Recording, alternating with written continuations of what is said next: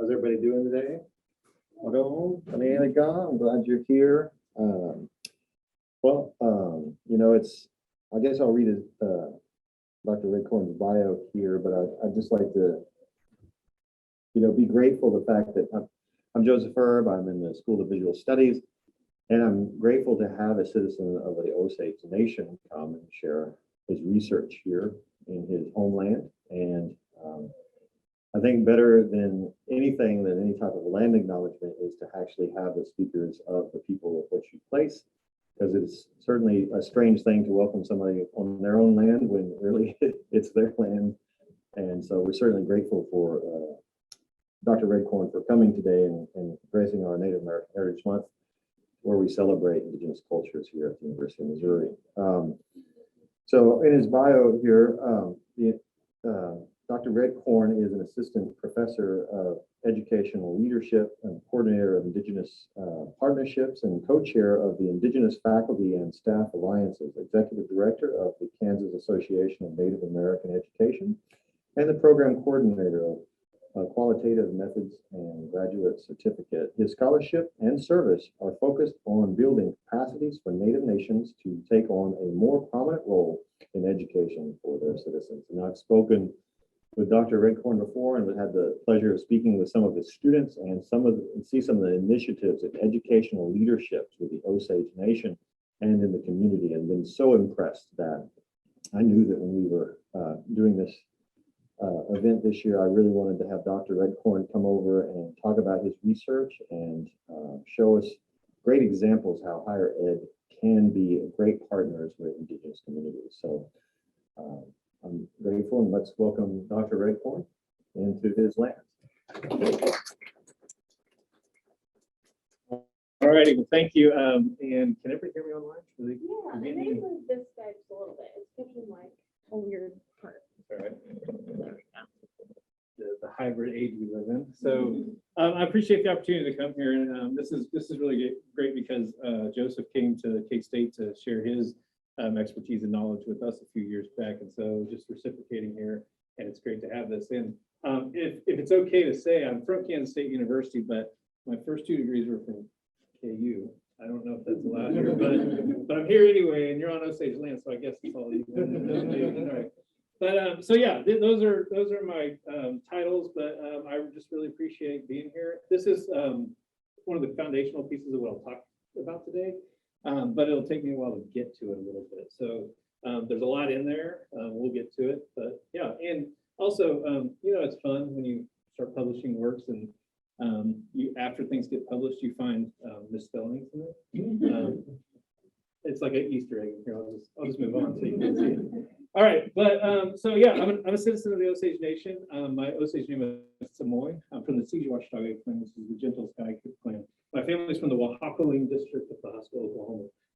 But I also grew up in the Kansas City area, so I also represent a family that kind of moves back and forth in between different spaces. But that's kind of what I consider my home base. I started out as a social studies teacher from a bachelor's and master's degree at KU, and I switched over to educational leadership, where I got my doctorate at K-State. And then I was able to stay on there and do some work where I specialize in Indigenous perspectives in educational systems.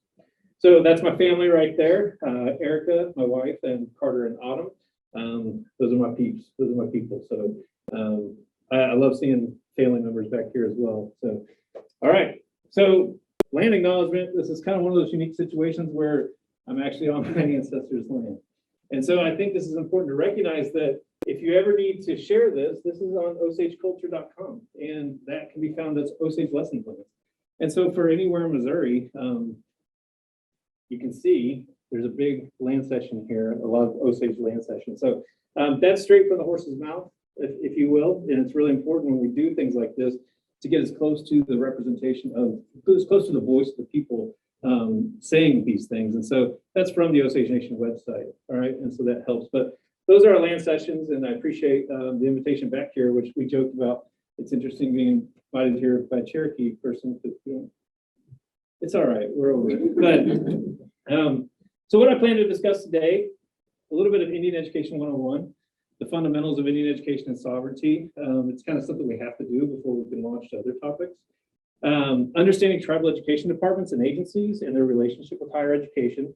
So I think it's really important to, a lot of my specialty work, you can't know all of Indian Ed, honestly, it's so complex, but a lot of my work comes working specifically with tribal education departments and trying to build their capacities.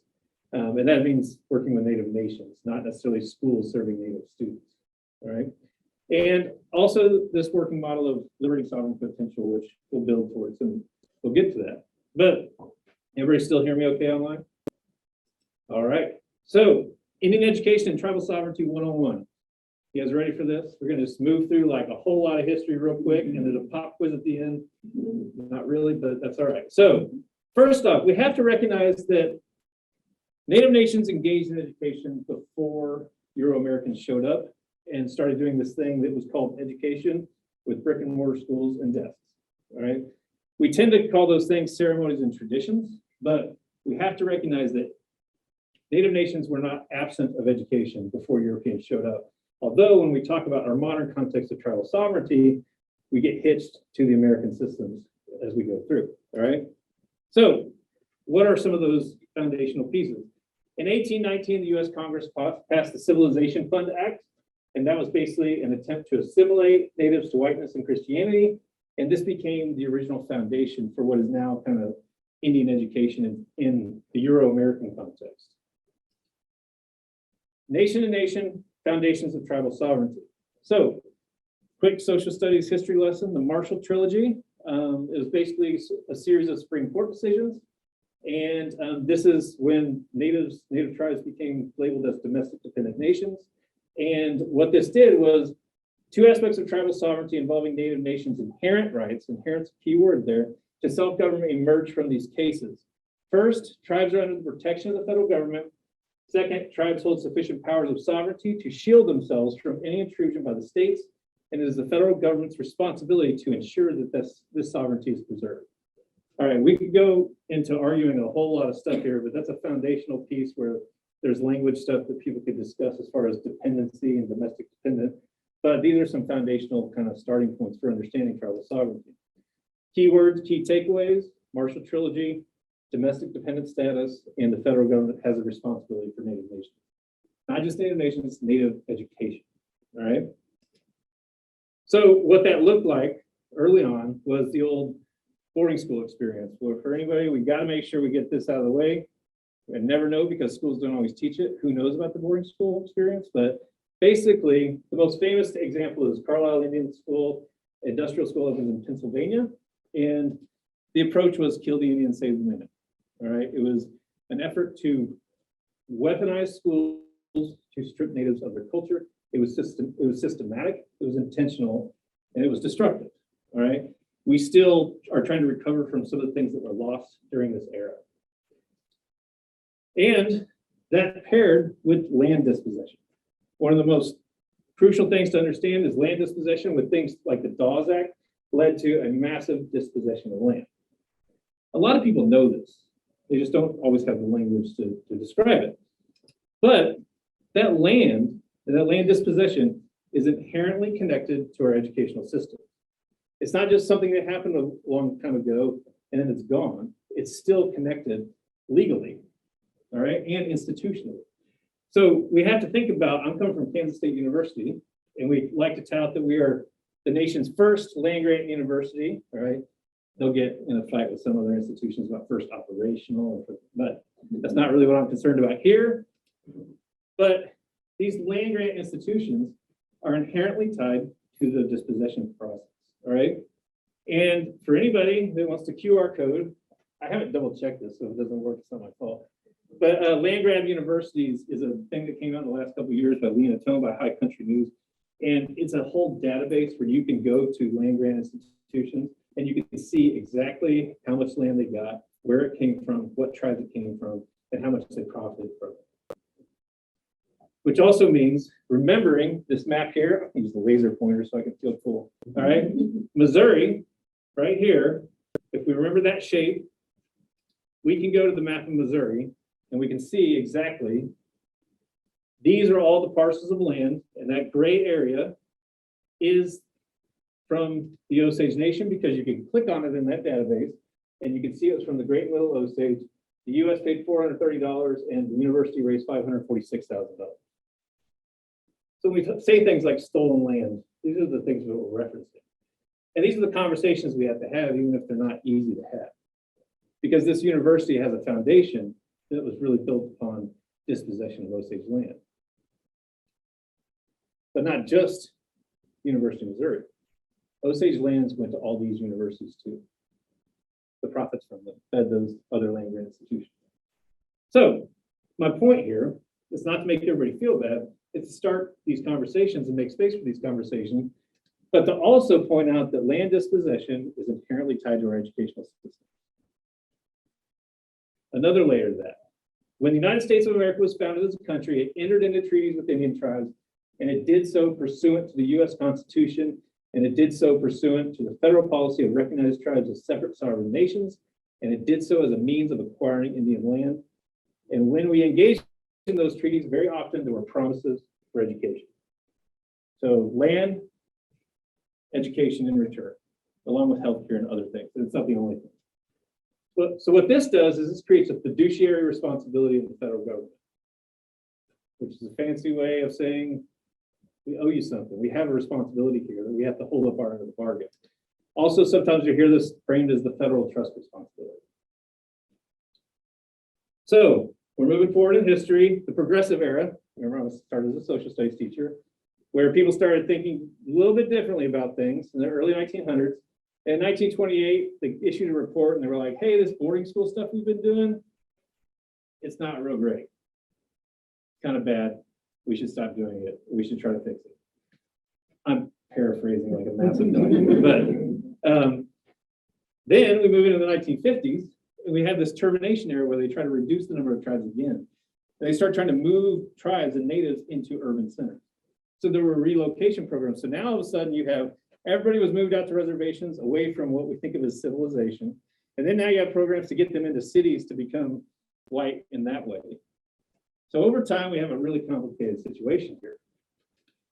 And then, the Marion report, they do a Kennedy report.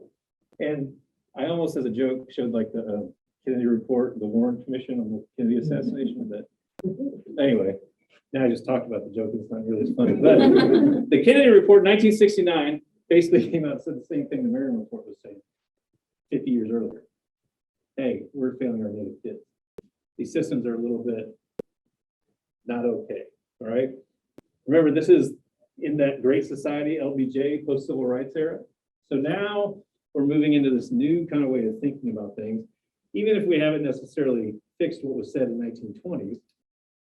But you have some really radical things happening, like the Rough Rock Demonstration School. So we did that whole history, right? Remember the first slide I said where Native nations got to control their education before Euro-Americans ever showed up. Now, all of a sudden, in 1966, you have the first school to be overseen by a locally elected all-Indian governing board, the first to incorporate systematic instruction in the native language and culture. That's one tribe, one school within a massive tribal community, and there are over 570 federal American tribes.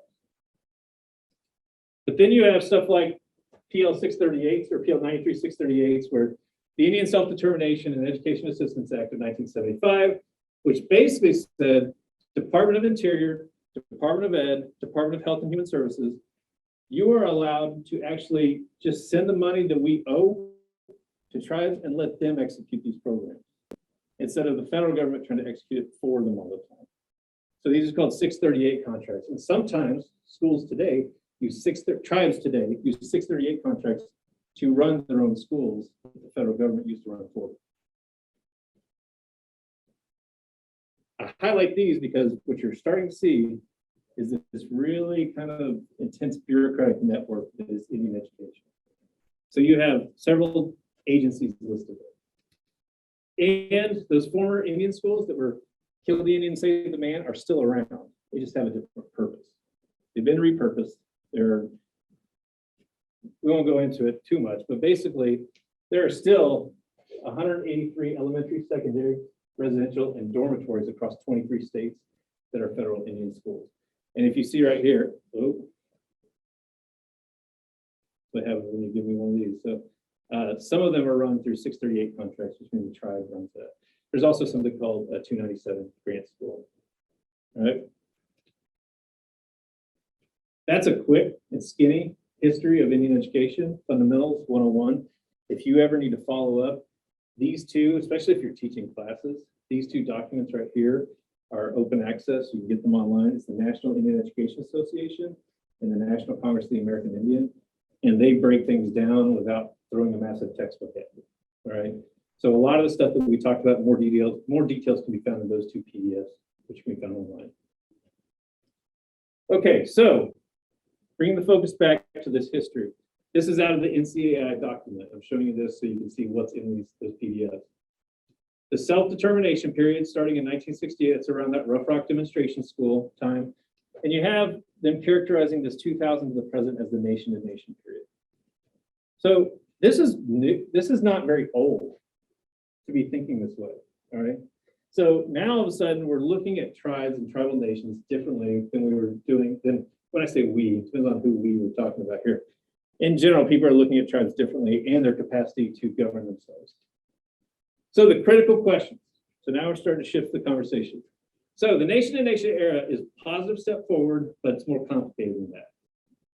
Because all that history we just talked about, 93% of Native students are now in general public schools across the country. We need to think about what that means. 93% of Native students are in schools that their tribe has no control over. Their tribe does not control the curriculum, but the states still tell you mandated English. Here are some options for Spanish and French, and not necessarily your native language. All right, that's an overstate. That depends on what community we're talking about, because some communities have changed some of those things. But 93% of Native students are in public schools, and they're not in Bureau of Indian Education schools or schools run by tribes. These students then work to advance to institutions of higher education, most often in state institutions. So if we think about the power of the state and its historic role in education, the state's still driving the bus for most of Indian children and higher ed students. So do our systems of education respond to our Native students? What are their required courses and curriculum? Are they Eurocentric or are they Indigenous specific? And has assimilation magically stopped? So the backdrop of this slide is that original kind of token kill the Indian, save the man picture, right? Has it actually stopped? And I would ask the question, I'm getting ahead of my slides here a little bit, but as an Osage, if I graduated high school and came to the University of Missouri, that's historically Osage lands, do I have options for Osage language? Do I have options for Osage government classes? Do I have options for Osage history classes? I don't think I do. I'm not positive. I don't know everything in your university, but I'm not positive. But that means that some of this is still happening. It's just not cut your hair and force you to not speak your language the same way. It's more subtle. So reminder, Native nations have an inherent right to be involved in the education of their citizens, but also all institutions of education also have a responsibility to teach Native students in appropriate ways. Both these things can be true. So we all have overlapping and entangled sovereignties and responsibilities for our Native students. So a driving question for me and a lot of the work I do is, how do we build capacity for Native nations to take on a more prominent role in the education of their own people? And specifically, how do we build up tribal education departments, language departments, cultural centers, schools run by Native nations, tribal colleges, and universities? They're typically, all of these, if we think about education systems, for the great majority of people, there's mainstream education systems, which somebody might call white stream because they're typically Eurocentric. And typically all these institutions are just kind of over here. They're on the periphery. So this is where one of my more recent brain children came out. And I'm going to get to this, but I have to address the title first. Liberating Sovereign Potential, a Working Education Capacity Building Model. What the heck does liberating sovereign potential mean? So Native nations have sovereign rights rooted in unique socio-political histories. We just discussed the foundations for that, right? But they don't necessarily have all the right people with the right skill sets in place to fulfill that potential. If you start a language department and you want to start a language school, but you have no mechanism to train language teachers, you don't necessarily have the right people in the right place. Or they haven't had the same time and resources as states to build the systems with the appropriate curriculum and skill sets to fill those professional needs. So as an example, I was a social studies teacher. I went to KU. I guess I'm just gonna keep saying KU as much as possible. But I went to KU. I got trained in social studies, middle secondary. There's a certification at the state of Kansas that says, okay, yes, it's an approved accredited program. We certify you, great. Now I go apply for a job. I go apply for a job and they're like, oh, you're certified middle secondary social studies. We have these positions that fit that accreditation. That is a system. It all fits. It's been built over a long period of time. Tribes don't necessarily have that luxury at this point in time. And many don't have direct authority over the public schools or the SEAs, which is a fancy way of saying state education agencies, state departments of ed. They don't have the authority to actually influence those curricula. There we go. Therefore, much of the potential of that sovereignty lies dormant. So on paper, you have all this potential with Native nations. But if you don't have the people, skills, and systems to actually execute it, then that potential lies dormant. It's not being used. An example, which I already started, the Osage language is at risk. One of our lead speakers says, I'm not even entirely fluent. And actually, Joseph worked with our language department, and we a lot of stuff to help build orthography and do all kinds of infrastructure building for our language department. But Osage language is at risk, but I cannot attend the University of Missouri and be trained to become an Osage language teacher. And I don't have those classes available. It's not in the curriculum. Therefore, the University of Missouri can only partially train me to go contribute to my community. And all the rest of the stuff I need is outside of the system.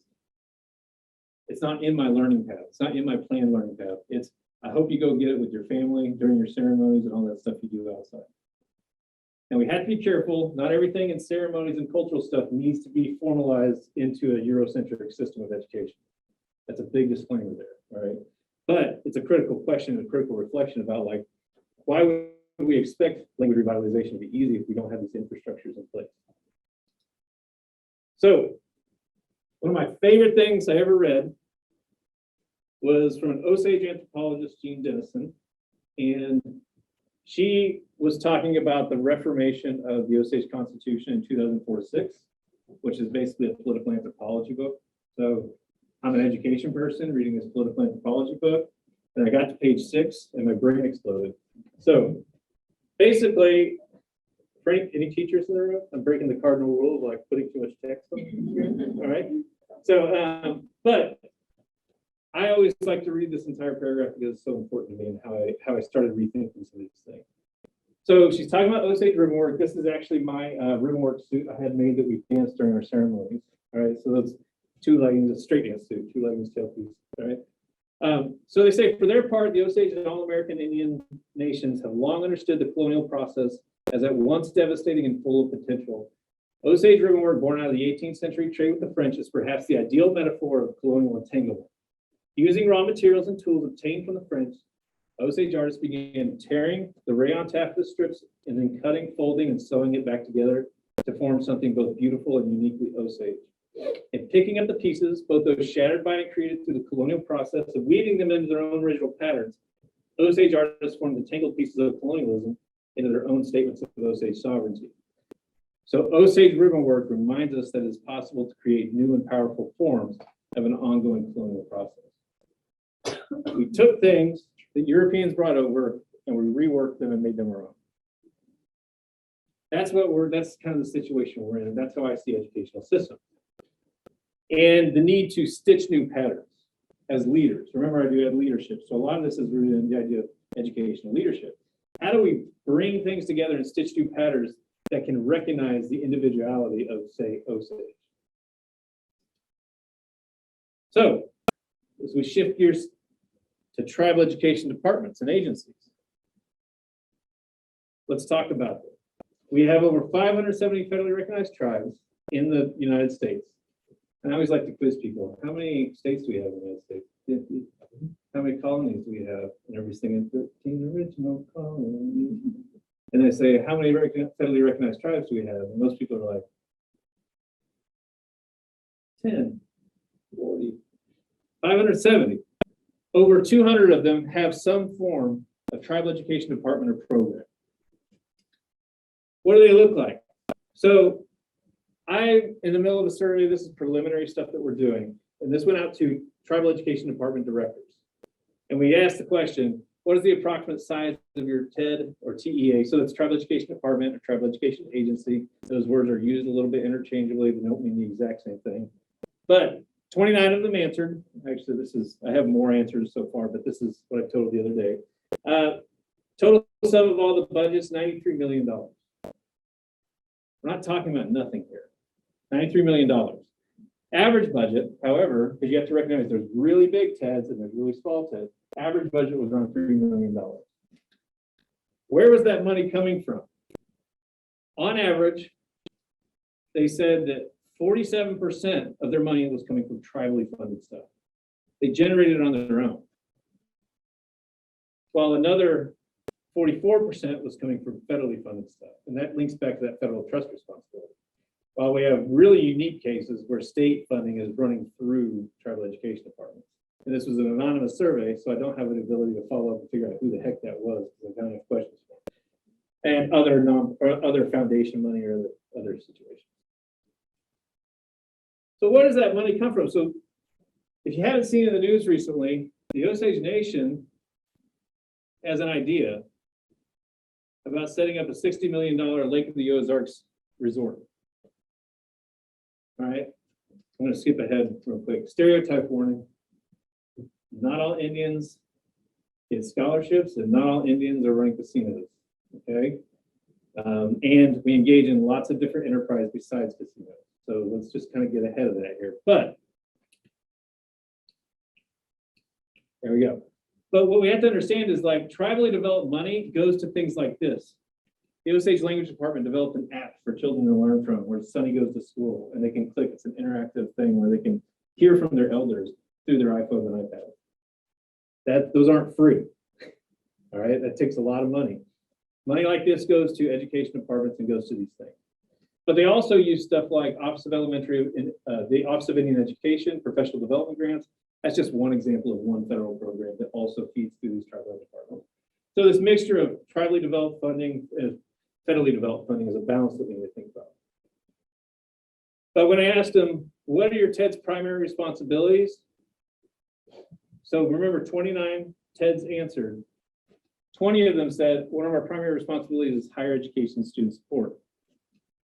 23 said higher education scholarships. All right. 19 said supporting K-12 education. And only 2 said administration or oversight of an elementary school, middle school, or high school. So these TEDs are not necessarily running their own institutions, their own education programs, their curriculum. They're supplementing the education at other institutions. So again, stereotype warning. We just got to think a little bit deeper besides casinos and scholarships. Just I feel like I got to do that, right? So of the 29 TEDs we also heard from, averaged, there were over, of 29 TEDs, there were over 42 partnerships with universities. 19 partnerships with TCUs, tribal colleges and universities, 26 community college partnerships, and 10 private college, and 28 vocation or technical schools. Averaging 1 to 2 of each per type. So clearly, higher education partnerships are part of the TED landscape and a really important part. So this brings us back to colonial entanglement. Sleep. Yeah. So basically, tribal education departments rely on institutions of higher education to educate their citizens. It's kind of just the situation a lot of them are in, all right? They aren't necessarily running the infrastructure. Dead.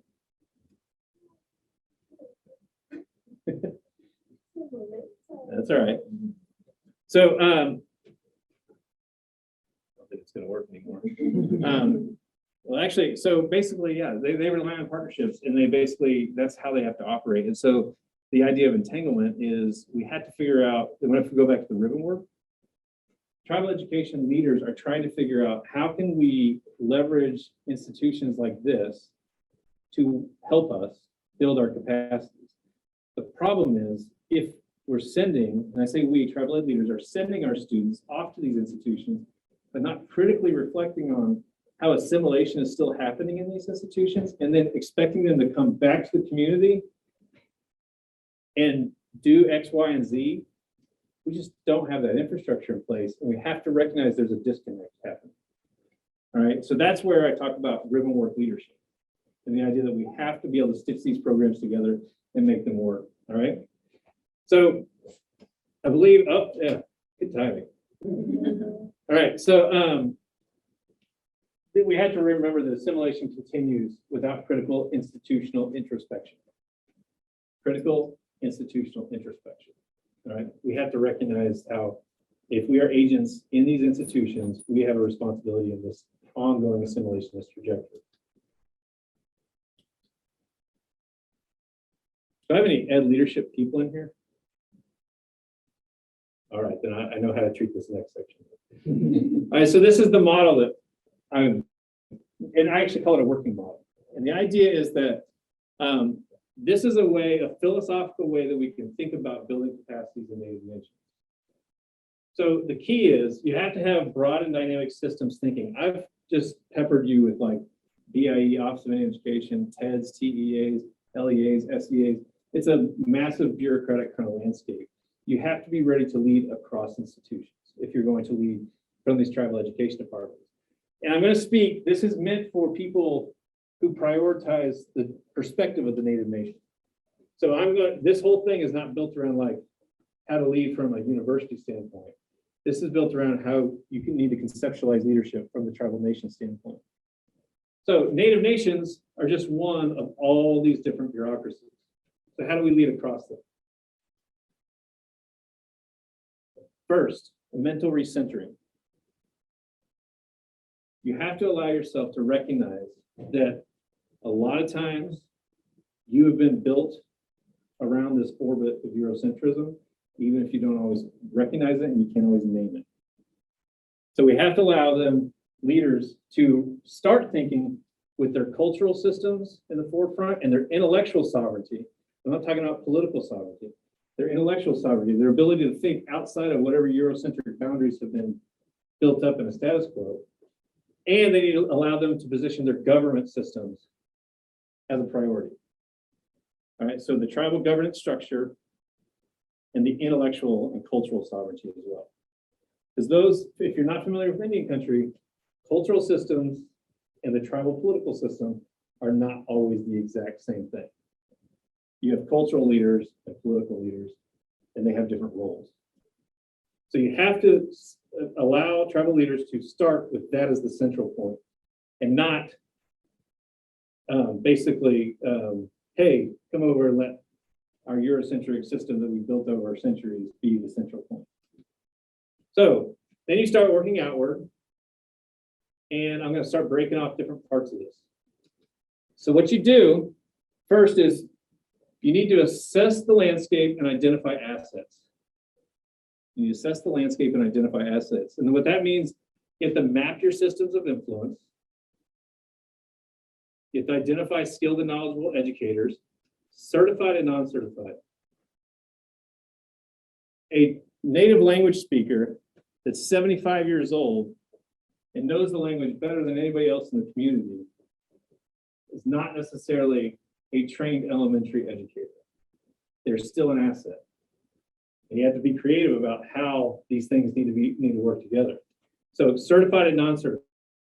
You have to assess the level of Native representation and allies in your educator ecosystem, such as Native profs or employees.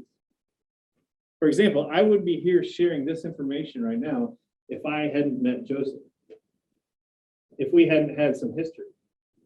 So that's a connection where you have Native representation and it's an entry point to start the conversation. You have to assess the level of critically conscious collective efficacy. Critically conscious collective efficacy. What the heck does that mean? What that means is just because you have, I'll just say, just because you have a political affiliation with a tribal nation does not automatically mean that you are prepared to make education decisions with deep cultural knowledges at stake. We have to be cognizant that these systems of education have really been going on in an assimilationist way for so long that even somebody like me has to, in an ongoing way, be conscious like, okay, that's a boundary of mine and I really shouldn't be weighing in on this. I need to be conscious of that.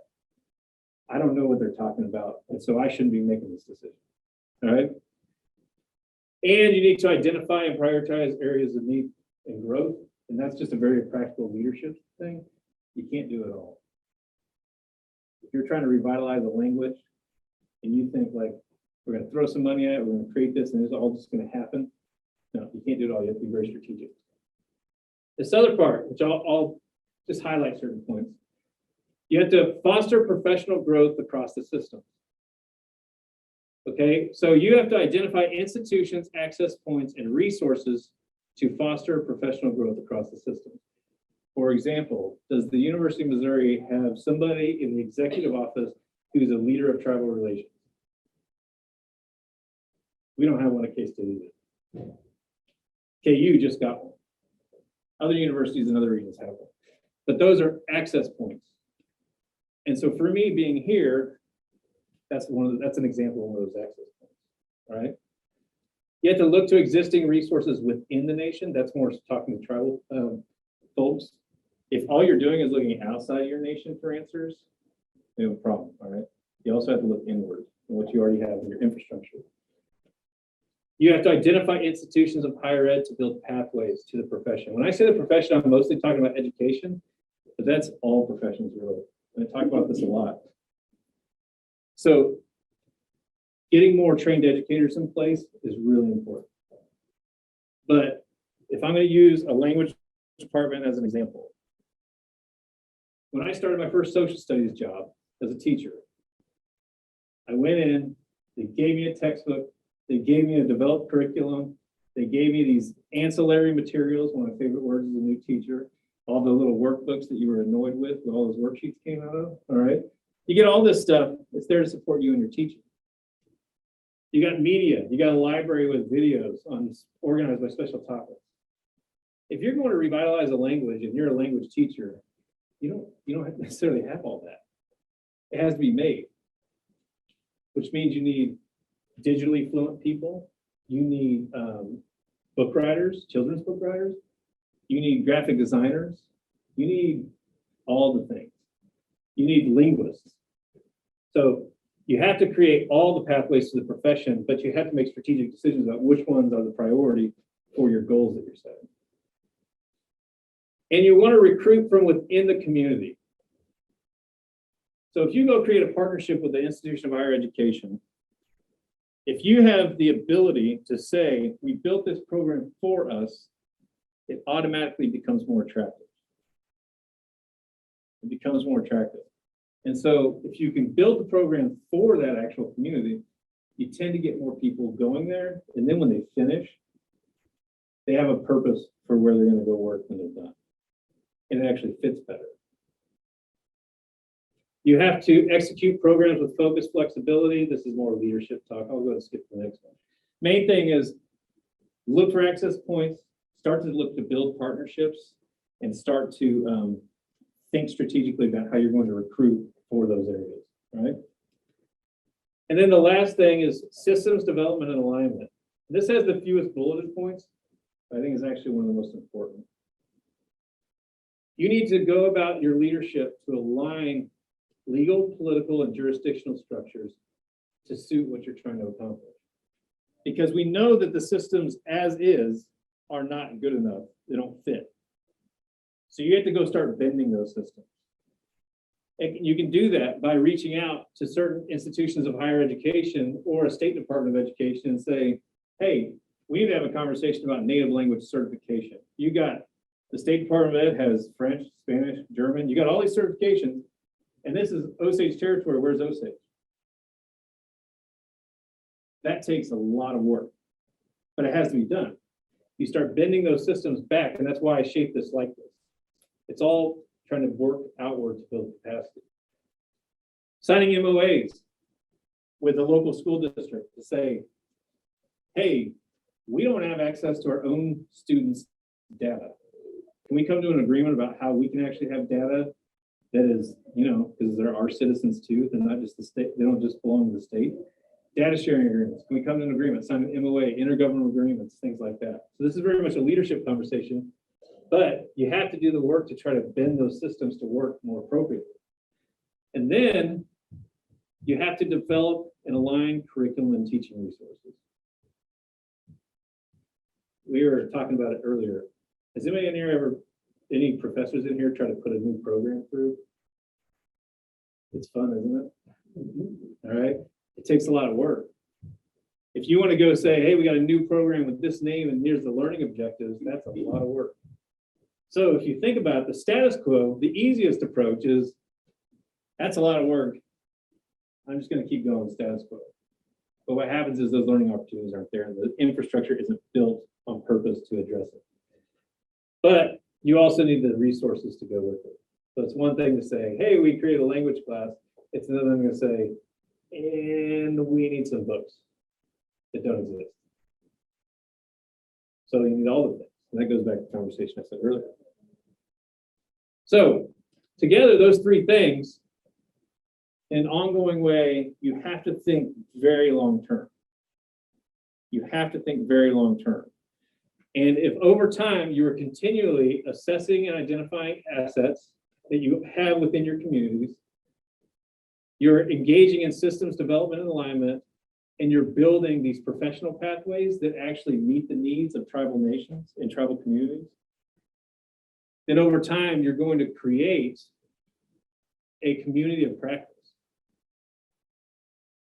And it's important to keep that community together. If you picture like you create like 4 programs.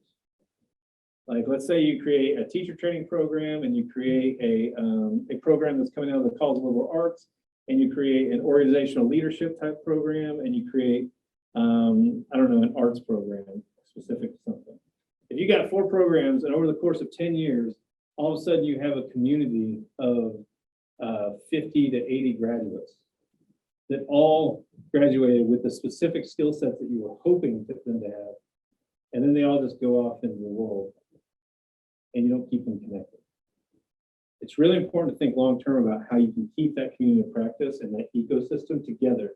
And you have to be intentional about creating events that bring them back together, keep those relationships building. So you have to foster a healthy community of practice across all the things, meaning you're hoping to have like new people in the public schools, new people in this department in the tribe, new people over here, new people over here, because they're fitting more of the tribe's vision for the future and not the state's vision for those graduates to go work for the tribe. So the main takeaways: Native nations have an entangled and complicated relationship with federal, state, and local government. Yes, there's sovereignty, but the reality is we're so intertwined and entangled, it's hard to parse out and separate in any neat way often.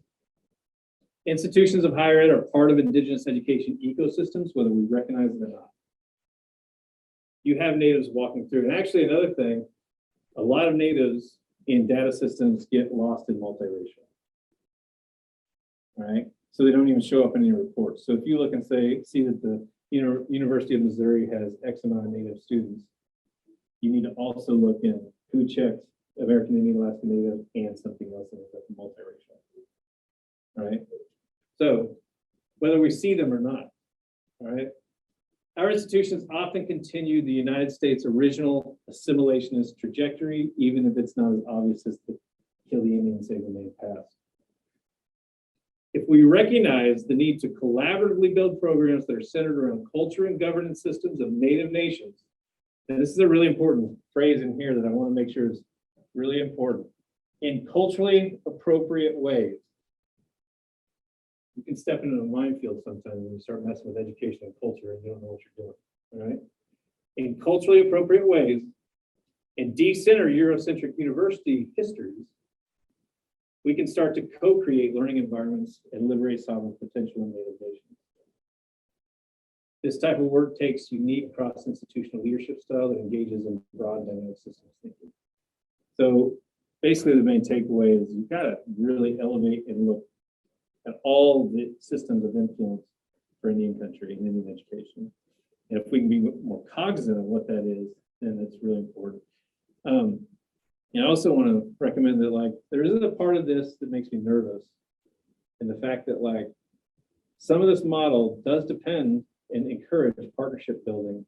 And sometimes a partnership, the creation of a partnership, can become an imbalanced power dynamic and becomes unhealthy and actually starts to do the opposite of what I'm trying to accomplish here. So I think there's a little hesitation. I want to be honest about that on how I perceive what could potentially happen here. Questions, comments, or curiosities?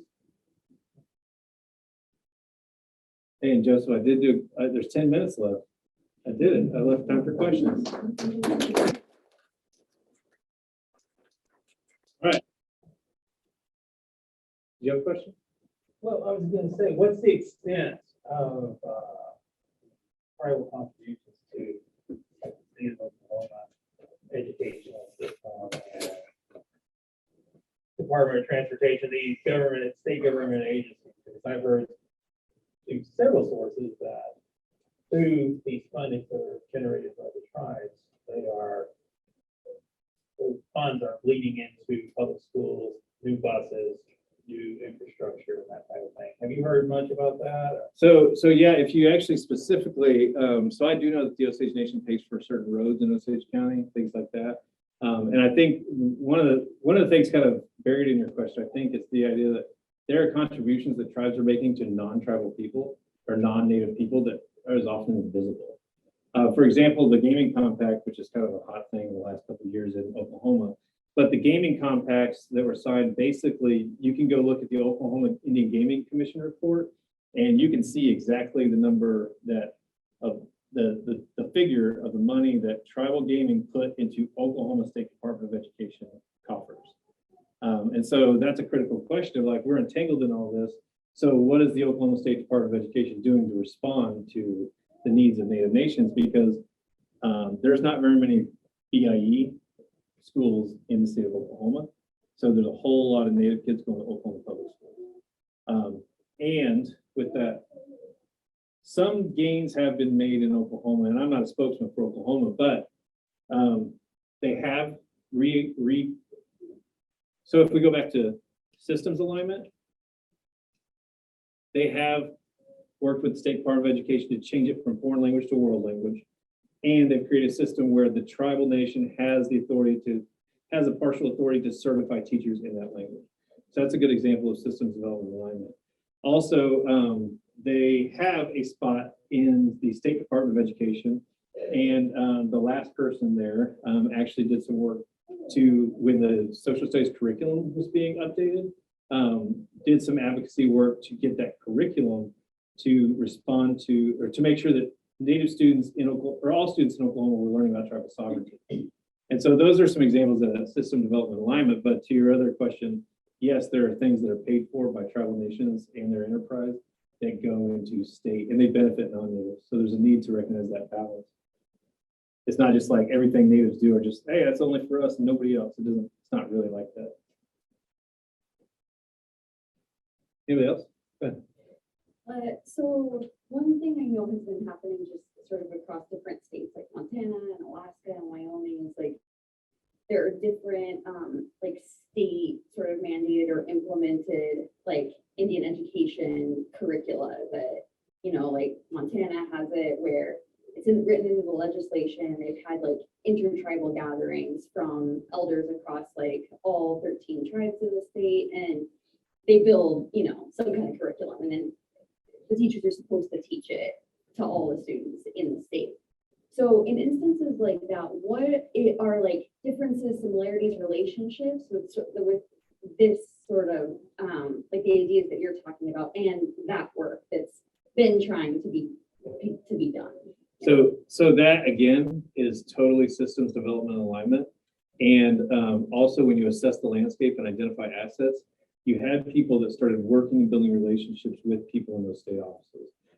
So not necessarily a specific example, but just like you're saying, Washington, Montana, now North Dakota has some new stuff. Wisconsin has some stuff that they're doing that's mandated. If you go down to the Southwest, there's some stuff. Typically, most places, but around this part of the country is where you'll find the more progressive stuff. But I think what's important to point out is that took years. Remember I said long-term, years of legwork where people were trying to point out these systems are stopping us from fixing these problems that we have. And it was ongoing assessment of the landscape to basically figure out who's in what position and where are relationships with people who have influence in the system that can just get meetings to get these things started. And then you can convince people, okay, let's set up a council to review this situation. And then you get, so the infrastructure starts building with those initial touch points. I don't know if that answers your question. It's probably because I wasn't in any of those states. I just like watched it from afar. But that to me is like the primo examples of system development alignment. Because now you have several states where like, it's not just, hey, it's mandatory that these kids learn about this stuff now. That's step one. Then you need your teachers to know what the heck they're talking about. So you have to do professional development to get those teachers prepared. And you have administrators who never learned about this stuff either. And so you have to hit all those layers and understand when you go execute this stuff, it's a multi-layered thing to go build up the capacity for people to understand what this actually is. I have a question from someone on Zoom. So they're struggling to adequately word their question, but they're curious how you see non-Native students' participation in Native education. They personally feel cheated out of a lot of American history, Native history, and Native cultural awareness. Yeah, so I think one of the things is we've been so normed to think like, okay, well, hey, you're going to be, now you're required to go take this native language class. And like, why would we be required to go do that? I'm not a member of that tribe. Well, we also have to recognize that like our native kids have been required to take the English class their entire lives. And that's layered throughout our entire system. And so being able to understand how to flip that and understand that like, it can be done. There are people who teach native language classes that non-natives want to come join. They're not coming in trying to take, which is a really important, like, yeah, I'm going to take this cultural knowledge and I'm going to go exploit it. So there are lots of communities that are open to it. What's interesting is, from what I hear, is that, hey, this native language class is open to anybody, but very rarely are non-natives wanting to show up and attend those classes. I don't know, Joseph, do you have any other experience? Do you have a lot of non-natives that jump in on some of your language work? Some, I mean, obviously, just like Native American Heritage Month isn't just for Native people to show up. No.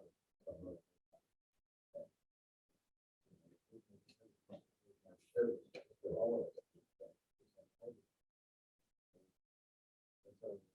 Certain nations sponsored classes, especially retirees.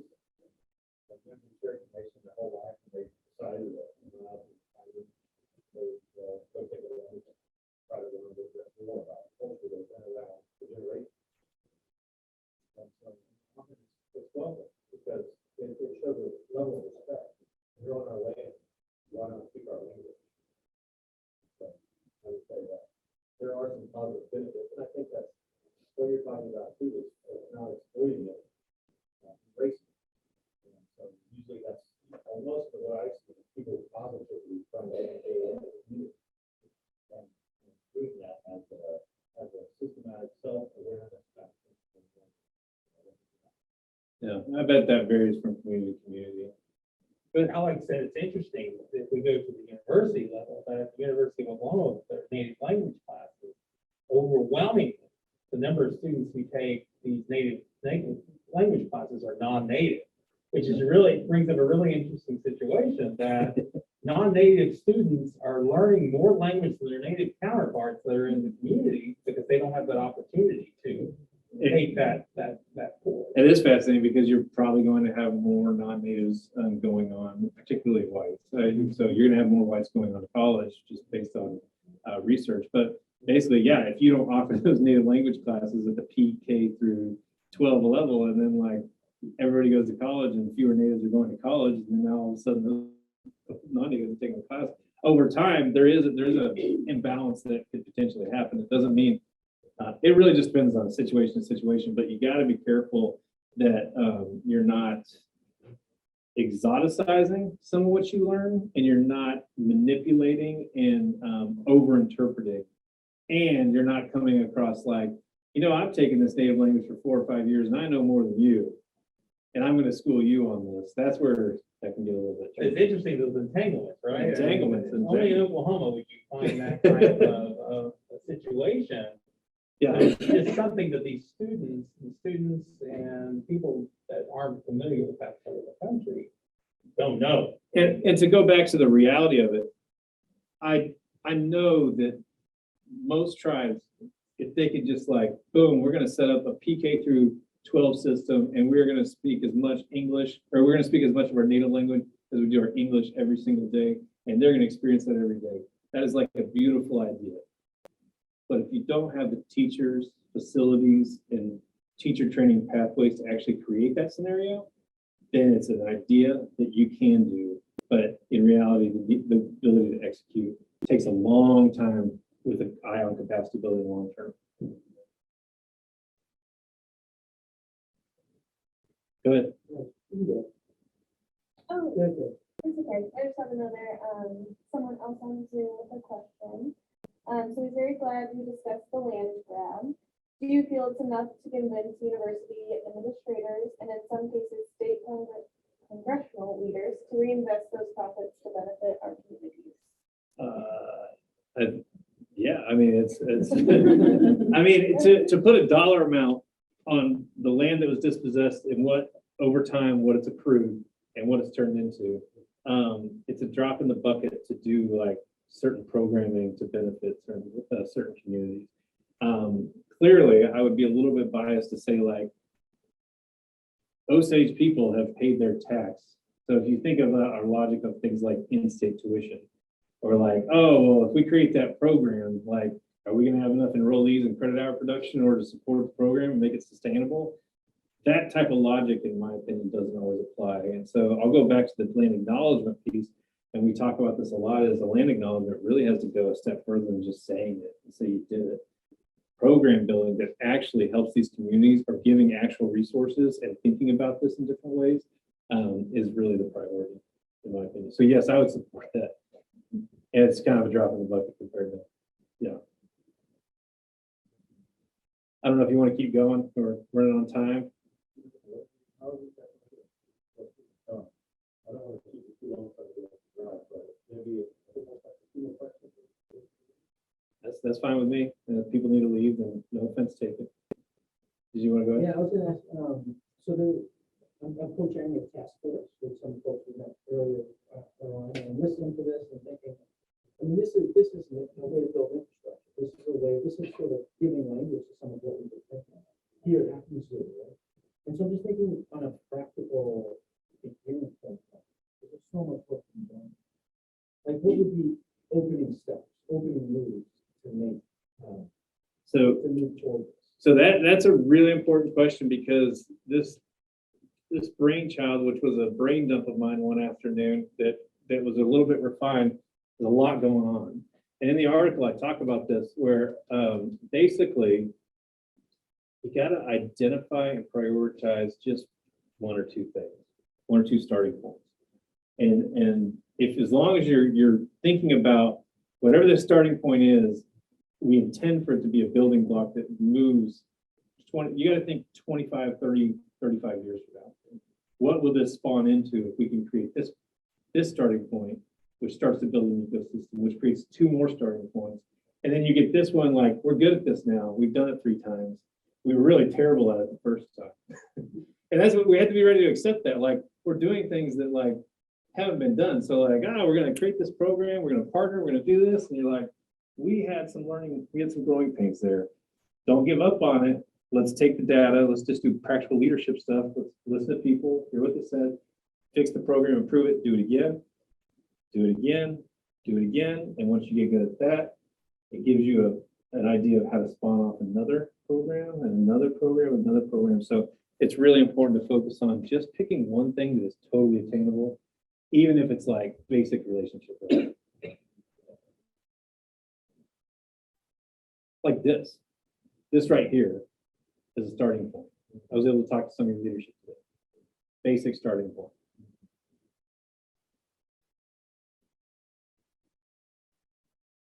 Anything else?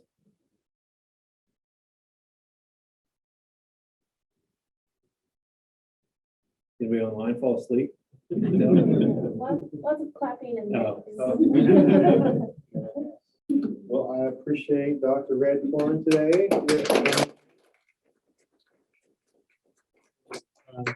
And vast knowledge of in educational systems, especially with the stuff we do. So, well, Appreciate it. and what's this up here? Waving on. Wait, no. So, and actually, yeah, because you help get that on the digital platform.